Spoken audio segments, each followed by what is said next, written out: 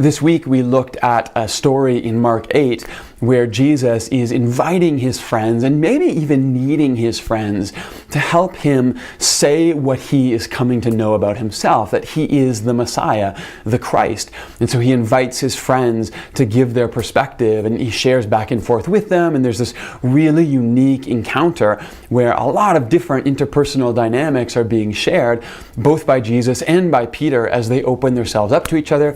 You can check out the website to follow up on that. It's part 2, vulnerability.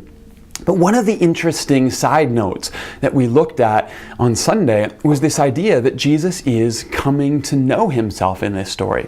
I think we all understand that Jesus, when he's born, does not know who he is. He doesn't know he's the Messiah. He doesn't imagine where his life is going to take him. He needs to learn that over time. And part of that is allowing those near him to speak into his life.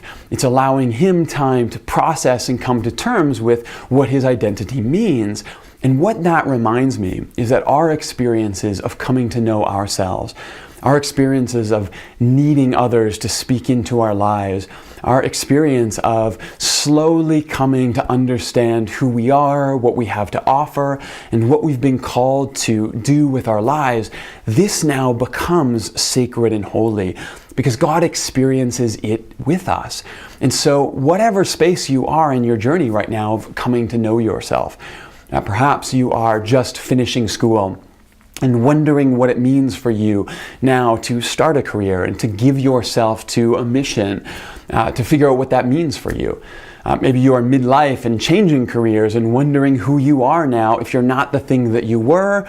Or maybe you are coming to the end of your career, it's retirement, and you're figuring out, who am I if I'm not this job, this thing that I have led with when I've introduced myself for so long. But then there's 1,000 different ways that we change. We change careers, we change relationships, we change sense of self-identity. And all of these experiences, as jarring and dislocating as they can be, are also made holy when we look to Jesus.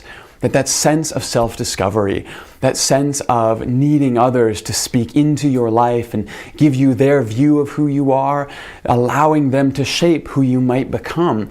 All of this is actually sacred and holy because it's what God experiences when God becomes one of us. And so in whatever way you are experiencing that sense of knowing who you are and coming to know who you are, may you experience that as holy this week.